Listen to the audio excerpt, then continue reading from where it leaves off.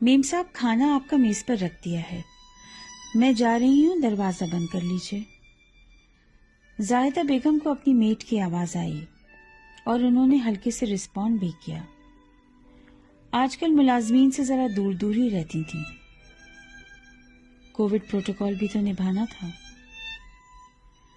زاہدہ بیگم، عمر لگ بھگ 68 سال یا کہیے 68، سمجھنے میں آسان لگتا ہے۔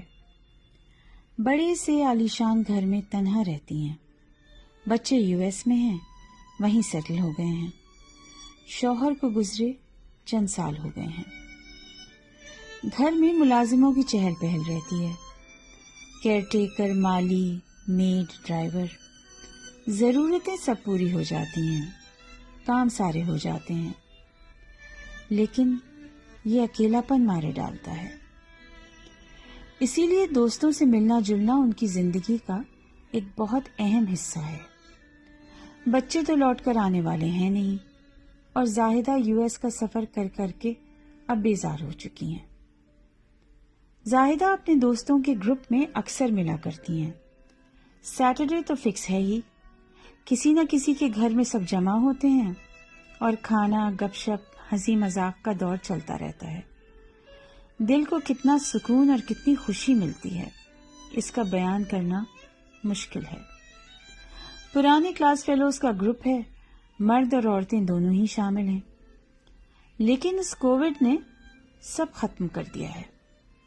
اب یہ محفلیں بھی بند ہو گئی ہیں، سب اپنے اپنے گھر میں محدود ہیں، اور اس پر یہ ظلم کہ کچھ دوست اس بیماری کا شکار بھی ہو گئے اور اس دنیا سے چل بسے ہیں۔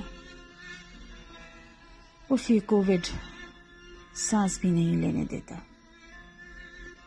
زاہدہ کے ذہن پر اداسی چھائی ہوئی ہے، کتنے عزیز دوست رخصت ہو گئے ہیں۔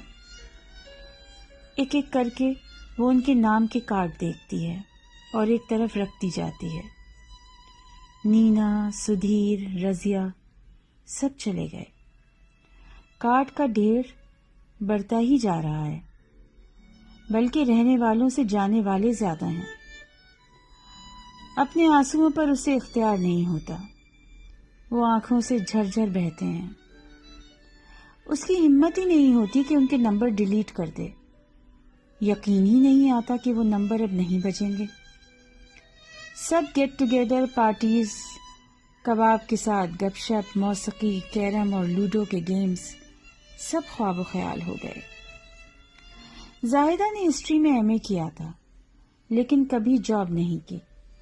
ضرورت نہیں محسوس ہوئی یا شاید کبھی جی نہیں چاہا۔ زندگی یوں ہی گھر اور بچوں کی دیکھ بھال میں گزر گئی۔ دل کی گھبراہٹ کو دور کرنے کے لیے زاہدہ نے اپنے ایک اور دوست امت کو فون کیا، لیکن کوئی رسپانس نہیں آیا۔ پھر کوشش کی، پھر کوئی جواب نہیں۔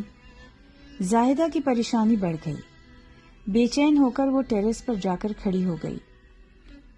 سڑکیں سنسان تھیں، سوکھے پتے گھاس پر گرے ہوئے تھے، املتاس اور گل مہر سے لدے ہوئے پیڑ نظر آئے، لیکن اس کے دل میں ویرانی چھائی ہوئی تھی۔